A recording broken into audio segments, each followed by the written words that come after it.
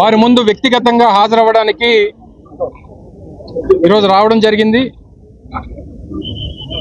వారితో వారు ఇచ్చినటువంటి నోటీస్కి బదులుగా సమాజం పట్ల, చట్టాల పట్ల, వ్యవస్థల పట్ల గౌరవం ఉన్నటువంటి వ్యక్తిగా,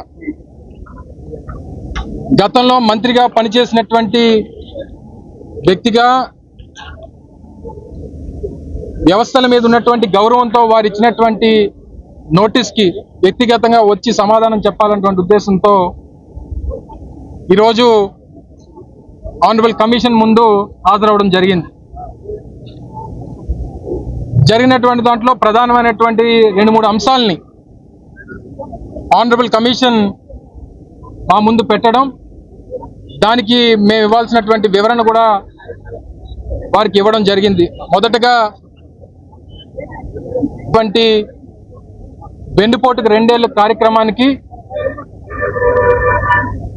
ఆ కార్యక్రమంలో పాల్గొన్నటువంటి క్రమంలో చోడవరం నియోజకవర్గంలో ప్రజలను ఉద్దేశిస్తూ మాట్లాడినటువంటి సందర్భంలో నేను చేసినటువంటి వ్యాఖ్యల్ని, దాని మీద ఆనరబుల్ కమిషన్ సుమోటోగా తీసుకొని వాటి మీద వివరణ, సమాధానం కోరడానికి ఈరోజు నన్ను పిలవడం జరిగింది. అందులో ప్రధానంగా 3 అంశాలని, ఒకటి నేను మేకప్ మంత్రి అన్నానన్నటువంటిది, దాని మీద మీరు ఏ వివరణ ఇస్తారో అన్నటువంటి మాట వారు కోరడం, దాంతోపాటు ఇది యావత్ మహిళా లోకాన్ని కించపరిచినట్టుగా దీన్ని భావించవచ్చా అనేటువంటి విషయాన్ని వారు అడగడం జరిగింది. నేను గతంలో కూడా ఆ సభ అయిన తర్వాత అనేక వేదికల మీద కూడా నేను చెప్పడం జరిగింది. దాన్ని తెలుగుదేశం పార్టీ ఒక ఫ్యాబ్రికేటెడ్ ఉద్యమాన్ని తీసుకుని వచ్చి దళితులని, మహిళలని, యావత్ మహిళా లోకాన్ని కించపరిచినట్టుగా మాట్లాడానని లేనిపోయినటువంటి తప్పుడు ప్రచారాన్ని చేసి ఒక ఫ్యాబ్రికేటెడ్ ఉద్యమాన్ని నడిపించేటువంటి కార్యక్రమం చేశారు. సో వారికి నేను ఇచ్చినటువంటి సమాధానం, నేను చేసినటువంటి వ్యాఖ్య ఒక పొలిటికల్ సెటైర్ మాత్రమే. గతంలో వారు నా మీద చేసినటువంటి వ్యాఖ్యలు, మా నాయకుడి మీద చేసినటువంటి వ్యాఖ్యలు అనేక సందర్భాల్లో మా నాయకత్వాన్ని, మా నాయకుల్ని ప్రొవోకేట్ చేస్తూ, ఏకవచనంతో సంబోధిస్తూ ఇష్టం వచ్చినటువంటి మాటలు మాట్లాడుతూ ఉన్నారు. మేము కూడా ఓపిక పట్టాం. దాదాపు 4.5 సంవత్సరాల నుంచి ఇష్టం వచ్చినటువంటి మాటలు నేను గతంలో మంత్రిగా ఉన్నప్పుడు కానీ, మా నాయకులు జగన్మోహన్ రెడ్డి గారు ముఖ్యమంత్రిగా ఉన్నప్పుడు కానీ, వారు గత 2 ఏళ్ల క్రితం వారు అధికారంలోకి వచ్చిన తర్వాత, వారు మంత్రి అయిన తర్వాత కానీ ఇష్టం వచ్చినట్టుగా నోరు పారేసుకునేటువంటి కార్యక్రమం చేస్తారు. మనిషిగా నాకు కూడా సహనం, ఓపిక ఉంటాయి. మా నాయకులకి సహనం, ఓపిక ఉంటాయి. వారికి ధైర్యం చెప్పాల్సినటువంటి బాధ్యత మా మీద ఉంది. ఇది ఒక పొలిటికల్ సెటైర్, ఓ పొలిటికల్ కామెంట్ మాత్రమే తప్ప యావత్ మహిళా లోకం మీద చేసినటువంటి వ్యాఖ్య కాదు అనేటువంటి విషయాన్ని కూడా తెలియపరచడం జరిగింది. దాంతోపాటు ఉద్యోగాల మీద, మా వాళ్ళు చేసినటువంటి, మీరు చేసేటువంటి ఉద్యోగాలు మా వాళ్ళు చేయలేరు అనేటువంటి దాని మీద మీ సమాధానం ఏంటి అని అడిగారు. అంటే నా ఇంటెంట్ నేను చెప్పడం జరిగింది. నా ఇంటెంట్ వారు చేసినటువంటి ఉద్యోగాలు చేయలేరు అని అంటే, మీకు ఈ రాష్ట్రంలో హోంశాఖను మీ చేతిలో పెట్టి 2 సంవత్సరాలుగా మీకు బాధ్యత అప్పచెపితే చెప్పినటువంటి పని చేయడం మానేసి మిగిలిన వాటి మీద పెట్టినటువంటి శ్రద్ధ శాఖ మీద పెడితే బాగుంటుంది. మీరు చేసేటువంటి అటువంటి ఉద్యోగాలు మా వాళ్ళు చేయలేరు అనేటువంటిది నా ఉద్దేశంగా చెప్పడం జరిగింది. దాన్ని అనేక రకాలుగా చాలా మంది పర్సెప్షన్ తీసుకున్నారు. చాలా మంది చాలా రకాలుగా దాన్ని ఊహించుకున్నారంటే, వారెవరో ఊహించుకున్నటువంటి దానికి నేను బాధ్యుని కాదు. నేను మాట్లాడినటువంటిది, నేనే ఉద్దేశంతో మాట్లాడినటువంటి దానికే నేను బాధ్యుని అవుతాను. దానికి నా సమాధానం ఇదే అనేటువంటి విషయాన్ని కూడా వారికి చెప్పడం జరిగింది. 3వ ప్రశ్న, మీరు వాడి వదిలేసినటువంటి బుల్లెట్ ప్రూఫ్ వాహనాన్ని తాను వాడుతుంది అనేటువంటి మాట మీరు మాట్లాడారు. దానికి మీ సమాధానం ఏంటని అడిగారు. అంటే నేను చేసినటువంటి మంత్రి పదవిని, మా జిల్లాలో నా తర్వాత మీరు చేస్తా ఉన్నారు.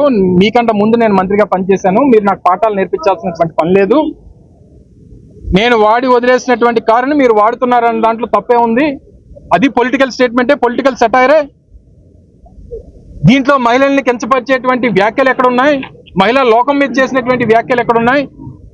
యావత్ మహిళలందరూ కూడా దీంట్లో ఇబ్బంది పడినటువంటి సందర్భాలు ఏమున్నాయి అనేటువంటిది నాకు వ్యక్తిగతంగా కనిపించట్లేదు అనేటువంటి మాట వారికి చెప్పడం జరిగింది. వారు దీని మీద మీరు చేసినటువంటి వ్యాఖ్యల మీద మీకు ఏదైనా ఇతర వివరణ కానీ లేదా దాన్ని మీకు ఏదైనా తప్పు అనిపించినటువంటి సందర్భాలు కానీ ఏదన్నా మీరు వ్యక్తపరుస్తున్నారా అని అంటే నేను ఏమి వ్యక్తపరచలేదు. నేను మాట్లాడినటువంటి మాటలకు కట్టుబడి ఉన్నా. నేను తప్పు మాట్లాడలేదు. నేను వెనక్కి తీసుకోవాల్సినటువంటి అవసరం లేదు. మీరు ఎవరెవరో తెలుగుదేశం పార్టీకి సంబంధించినటువంటి, ఇది వారితో చెప్పినటువంటి మాట కాదు, మీకు చెప్తా ఉన్నా, తెలుగుదేశం పార్టీయో కూటమి పార్టీకి సంబంధించినటువంటి నాయకులు వారు ఊహించుకున్నటువంటి వాటన్నిటికీ నేను సమాధానం చెప్పాల్సినటువంటి పని లేదు. నేను మాట్లాడినటువంటి మాటలకు మాత్రమే నేను సమాధానం చెప్తా. నేను ఏ ఉద్దేశంతో మాట్లాడానో సమాధానం చెప్తా. అంతే తప్ప అన్నింటికీ మీరేవో అపార్థాలు చేసుకొని మీరేదో అర్థాలు తీసుకొని దానికి సమాధానం చెప్పంటే నేను చెప్పాల్సినటువంటి పని నాకు లేదు. మీరు మీ రాష్ట్రంలో మహిళల పట్ల జరుగుతున్నటువంటి అఘాయిత్యాలు, పసిపిల్లల మీద జరుగుతున్నటువంటి అత్యాచారాలు, మహిళల మీద జరుగుతున్నటువంటి అఘాయిత్యాలు, వీటన్నిటిని చూసుకోవాల్సినటువంటి హోమ్ డిపార్ట్మెంట్ అవి చూసుకోవడం మానేసి రాజకీయంగా మీరు 100 అంటే మేము 1 అంటే మీకు బాధ వచ్చిందా? మీకు కష్టం వచ్చిందా? ఇప్పుడు ఒక ఫ్యాబ్రికేటెడ్ ఉద్యమాన్ని తీసుకొని వచ్చి దాని మీద రాష్ట్రంలో మహిళలందరూ కూడా బాధపడతా ఉన్నారు.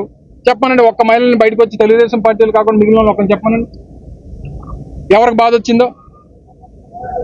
అంటే వారు మమ్మల్ని ఏదైనా అనొచ్చు, మా నాయకుడిని వాడు వీడు అనొచ్చు, అరే తురే అనొచ్చు, నీ గుడ్డు పగలగొడతానని అనొచ్చు, నంగనాచి అని మా నాయకుడిని అనొచ్చు. నువ్వు ఎందుకమ్మా మేకప్ వేసుకున్నావు అని అడిగితే కోపం వచ్చిందా?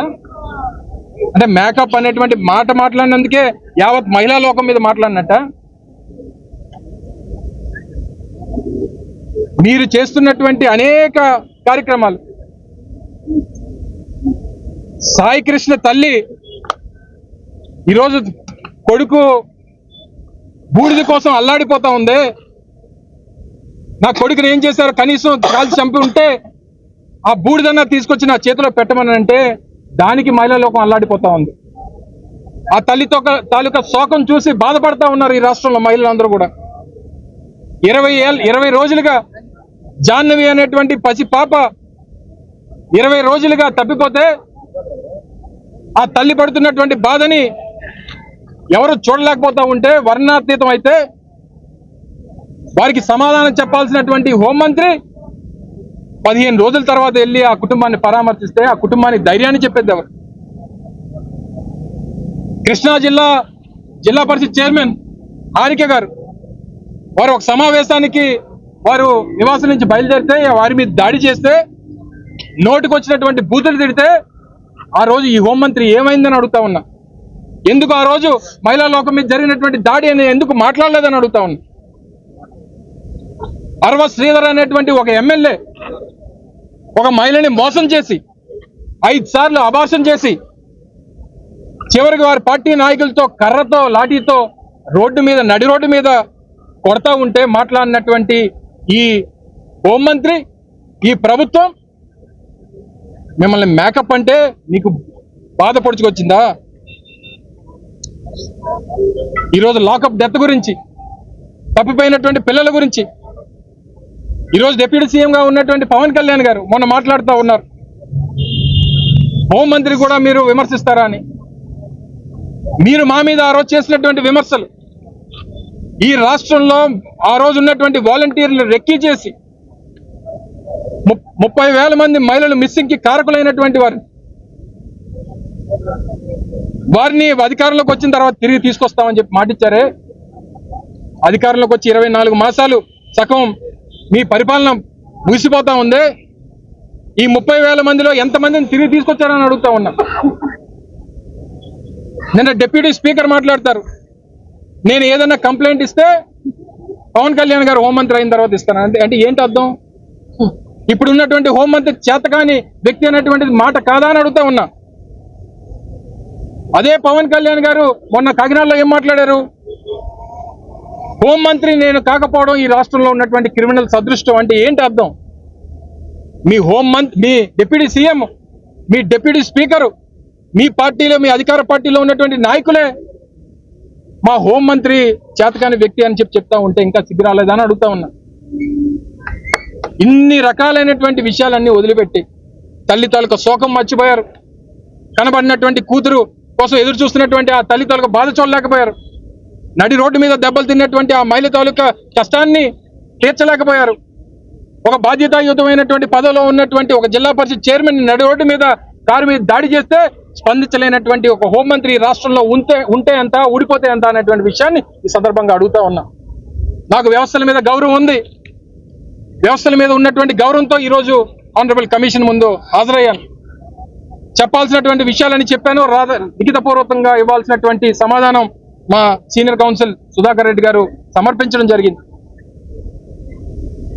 ఇప్పటికన్నా మీ తీరు మార్చుకోండి.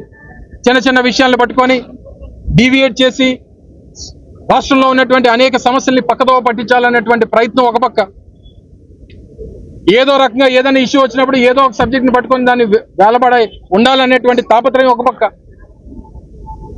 వీటన్నిటి మధ్యలో రాష్ట్రంలో మహిళల తాలూకా భద్రత, మహిళల పట్ల గౌరవం ఉన్నటువంటి వ్యక్తిగా, మహిళల మధ్యలో పెరిగినటువంటి వ్యక్తిగా నేను గతంలో కూడా మొన్న జరిగినటువంటి పత్రికా సమావేశంలో నేను చెప్పడం జరిగింది. నాకు 15 ఏళ్ల వయసులో నా తండ్రి పోతే నన్ను పెంచి పోషించింది నా తల్లి, ఒక మహిళ అనేటువంటి విషయాన్ని తెలియజేస్తా ఉన్నా. ఈ రోజు నిలబడి మీ ముందు మాట్లాడడానికి కారణం ఒక మహిళ అనేటువంటి విషయాన్ని తెలియజేస్తా ఉన్నా. ఈ రోజు నా కుటుంబాన్ని నడుపుతున్నటువంటి వ్యక్తులు నా ఇంట్లో మహిళలు అనేటువంటి విషయాన్ని సందర్భంగా తెలియజేస్తా ఉన్నా. నాకున్నటువంటి ఇద్దరు కూతుర్లు ఆడపిల్లలు, ఇద్దరు ఆడపిల్లలు. ఇంతమంది మహిళల మధ్య పెరిగి ఉన్నటువంటి వ్యక్తికి మహిళల పట్ల ఏ రకమైనటువంటి గౌరవం ఉండాలో మీ దగ్గర పాఠాలు నేర్చుకోవాల్సినటువంటి అవసరం నాకు లేదు అనేటువంటి విషయాన్ని తెలియజేస్తా ఉన్నా. అటువంటి నాయకుడు తాలూకా నాయకత్వంలో కూడా పనిచేస్తా ఉన్నా. మహిళల పట్ల గౌరవం ఉన్నటువంటి వ్యక్తి, మహిళలకి అత్యధికమైనటువంటి స్థానం ఇచ్చినటువంటి జగన్మోహన్ రెడ్డి గారు లాంటి గొప్ప నాయకుడు అడుగుజాడల్లో నడిచేటువంటి వ్యక్తిని, మహిళలకు ఏ రకంగా గౌరవం ఇవ్వాలో తెలిసినటువంటి వ్యక్తిని అనేటువంటి విషయాన్ని కూడా ఈ సందర్భంగా తెలియజేస్తాం. ఇవన్నీ మానేసి ఇష్టం వచ్చినటువంటి మాట్లాడతాం, ఏది పడితే అది చేస్తాం, ఎలా పడితే అలా కేసులు పెడతాం, ఎలా పడితే అలా దాడులు చేస్తామంటే చూస్తూ ఊరుకోవడానికి సిద్ధంగా లేము. ఈసారి అరే తురే అని కానీ, ఈసారి ఏదన్నా ఆడు ఈడు అని కానీ, అరే తురే అని కానీ ఇష్టం వచ్చినటువంటి మాటలు మాట్లాడేటువంటి ధైర్యం ఏ ఒక్క కూటమి నాయకుడు చేసినా, ఎవరన్నా సౌండ్ చేస్తే ఈసారి రౌండ్ అవుద్ది అనేటువంటి విషయాన్ని మరొకసారి ఈ సందర్భంగా తెలియజేస్తాం. మరొకసారి మీ కాలం చెల్లిపోయింది. 2 సంవత్సరాలు ముగిసిపోతా ఉంది. మిగిలింది ఇంకో 2 ఏళ్ళు మాత్రమే. వచ్చే సంవత్సరం జగన్మోహన్ రెడ్డి గారు పాదయాత్ర మొదలైతే రేపు కూటమికి అంతిమ యాత్ర మొదలైనట్టే అనేటువంటి విషయాన్ని కూడా ఈ సందర్భంగా తెలియజేస్తా ఉన్నా. ఇటువంటి పరిస్థితుల్లో ఇటు హానరబుల్ కమిషన్ తాలూకా సమయాన్ని, పార్టీ నాయకుల తాలూకా సమయాన్ని మీరు శ్రద్ధ పెట్టాల్సినటువంటి రాష్ట్రంలో నిరుద్యోగ యువత మీద, మహిళలకు ఇచ్చినటువంటి హామీల మీద 1500 రూపాయలు నెలకి ఇస్తానని చెప్పి ఆ మహిళలను మోసం చేశారే, 50 ఏళ్ళకి పెన్షన్ ఇస్తానన్నారే, సంవత్సరానికి 3 సిలిండర్లు ఇస్తానన్నారే, ఇన్ని హామీలు మహిళలకు ఇచ్చినటువంటి మీరు మహిళల గురించి, మహిళల మీద ఉన్నటువంటి మీ ప్రేమ గురించి, గౌరవం గురించి మీరు మాట్లాడుతూ ఉంటే దెయ్యాలు వేదాలు వల్లించినట్టు ఉన్నాయి. తప్పకుండా రానటువంటి కాలంలో మిగిలినటువంటి అన్ని విషయాలు ఇందాక వారు మాట్లాడినప్పుడు కూడా మీరు కొంచెం కన్స్ట్రక్టివ్ గా మాట్లాడితే ప్రజలు స్వీకరిస్తారు కదా అనేటువంటి మాట మాట్లాడారు. 100% రాజకీయాల్లో ఉన్నటువంటి మేము 5 దశాబ్దాలుగా రాజకీయ కుటుంబం నుంచి వచ్చినటువంటి నాలాంటి వ్యక్తులు తప్పకుండా ఒక ఎగ్జాంపుల్ ని సెట్ చేయాల్సినటువంటి బాధ్యత, అందులో జగన్మోహన్ రెడ్డి గారి అడుగుజాడల్లో నడుస్తున్నటువంటి వ్యక్తులు ఒక ఎగ్జాంపుల్ సెట్ చేయాల్సినటువంటి అవసరం ఉంది. ఆ ఎగ్జాంపుల్ సెట్ చేయడానికే 5 సంవత్సరాలు ఓపిక పట్టాలనేటువంటి విషయాన్ని కూడా తెలియజేశాం. ఈ 5 సంవత్సరాలు ఓపిక పడితే అనేక మార్లు ప్రొవోకేట్ చేసి ఇష్టం వచ్చినటువంటి మాటలు మాట్లాడారు. తిరిగి ఒక పొలిటికల్ సెటైర్ తో సమాధానం చెప్తే తట్టుకోలేనటువంటి పరిస్థితిలో ఉన్నారు. మీరు 100 అని మేము ఒకటంటే మీరు బాధపడతా ఉంటే మీరు దాన్ని కూడా తట్టుకోలేకపోతే ఎలాగా అనేటువంటి మాట కూడా నేను అనేక సందర్భాల్లో మాట్లాడా. రేపు కూడా ఇక నుంచి హోమ్ డిపార్ట్మెంట్ మీద శ్రద్ధ పెడతా. దాని ఇన్ ద సెన్స్ ఆ డిపార్ట్మెంట్ సంగతి ఏంటో, దాంట్లో ఉన్నటువంటి లూప్ హోల్స్ ఏంటో, దాంట్లో ఉన్నటువంటి జరుగుతున్నటువంటి అక్రమాలు ఏంటో, అవినీతి ఏంటో అన్ని కూడా బయటకు తీసేటువంటి కార్యక్రమానికి ఈరోజు నేను పూనుకుంటాననేటువంటి విషయాన్ని కూడా తెలియజేస్తా ఉన్నా. దానికి ఒకే ఒక ఉదాహరణ చెప్పి ముగిస్తా. మొన్న హోంమంత్రి గారు మాట్లాడుతూ ఈ రాష్ట్రంలో 70,000 సీసీ కెమెరాలు పెట్టాం, రాష్ట్ర వ్యాప్తంగా 70,000 సీసీ కెమెరాలు గడిచినటువంటి 2 సంవత్సరాల్లో పెట్టామని చెప్పారు. ఒక సెన్సేషనల్ కేసు నడుస్తా ఉంది. సాయి కృష్ణ తాలూకా ఈ ఇన్సిడెంట్ లో కృష్ణలంక ఫుటేజ్ తీయమంటే ఆ ఒక్క ఫుటేజ్ లేదన్నారు. మే 1వ తారీఖు నుంచి జూన్ 1వ తారీఖు వరకు ఫుటేజ్ కనబట్టలేదన్నారు. అంటే హోంమంత్రి గారు చెప్పే దాంట్లో నేతి బీరకాయలో నెయ్యి ఉండదు, హోంమంత్రి గారు పెట్టినటువంటి సీసీ కెమెరాల్లో ఫుటేజ్ ఉండదు. ఇది రాష్ట్ర ప్రజలకు అర్థమైంది. మీరు అంత బాగా ఈ సిస్టమ్ ని నడుపుతా ఉన్నారు, అంత బాగా వ్యవస్థల్ని ముందుకు తీసుకెళ్తా ఉన్నారు, మహిళల్ని కాపాడేటువంటి దానికి అంత మీరు తాపత్రయపడతా ఉన్నారు. అన్ని విషయాలు పాయింట్ టు పాయింట్ అనవసరంగా నాతో పెట్టుకునేటువంటి కార్యక్రమం చేశారు. కాముగా ఉన్నటువంటి వారిని నిద్ర లేపారు. చూసి చూడనట్టు పోతున్నాం కదా, మహిళలు కదా, లేదా మా జిల్లాకు సంబంధించినటువంటి వారు కదా, గౌరవం ఉంది, ఆ గౌరవం నిలబెట్టుకోవాలనేటువంటి దిశగా ముందుకెళ్ళాం. ఇప్పుడు కూడా అదే గౌరవం ఉంది. కన్స్ట్రక్టివ్ గా రేపు రానటువంటి కాలంలో అనేక ఇష్యూస్ ని బయటకు తీసుకొస్తాం, ప్రజల ముందు పెడతాం, నిలదీస్తాం. తప్పకుండా ఈ ప్రభుత్వాన్ని గద్దె దించేంత వరకు జగన్మోహన్ రెడ్డి గారి నాయకత్వంలో అనేక పోరాటాలకి ముందుకు వెళ్తామనేటువంటి విషయాన్ని మరొకసారి ఈ సందర్భంగా తెలియజేసుకుంటూ, మరి ఈ రోజు నేను కమిషన్ కి హాజరవుతున్నానని చెప్పి నాకు సంఘీభావంగా విశాఖపట్నం నుంచి పెద్ద ఎత్తున అటు విశాఖపట్నం, అనకాపల్లి, అరకు పార్లమెంటు ప్రాంతాల నుంచి విచ్చేసినటువంటి పార్టీ నాయకత్వానికి, పార్టీ అభిమానులకి, కార్యకర్తలకి, అలాగే ఇక్కడి నుంచి కూడా రాష్ట్ర వ్యాప్తంగా సీనియర్ మహిళా లోకం అంతా కూడా వారంతా కూడా రావడం జరిగింది. వారు కూడా హృదయపూర్వకమైనటువంటి ధన్యవాదాలు తెలియజేసుకుంటా ఉన్నాం. అమర్నాథ్ గారికి నోటీస్ ఇచ్చి సమన్స్ ఇచ్చి ఈ రోజు రాతపూర్వకంగా రిప్లై ఇచ్చాం. సుహృద్భావంతో జరిగింది. చాలా ఓపికగా కూడా విన్నారు వాళ్ళు.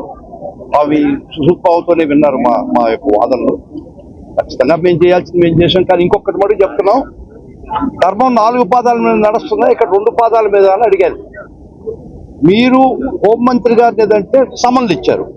మా భారతమ్మ గారు కానీ, రోజా గారిని కానీ, మేకతోటి సుచిత్ర వారిని కానీ, విడుదల రజనీని కానీ అసభ్య పదజాలతో దూషించిన వాళ్ళు మీరు పిలవరా, సమన్ చేయమని అడిగారు. అడిగితే 24వ తేదీ మాకు తాకీదులు వచ్చినాయి, దాని మీద ఇన్ఫర్మేషన్ వచ్చింది. అది మేము పరిశీలిస్తున్నామని గౌరవ ఉమెన్ కమిషన్ వారు చెప్పడం జరిగింది. నేను మళ్ళా చెప్పాను, ఇది ఇల్లు అలగ్గానే పండగ కాదు.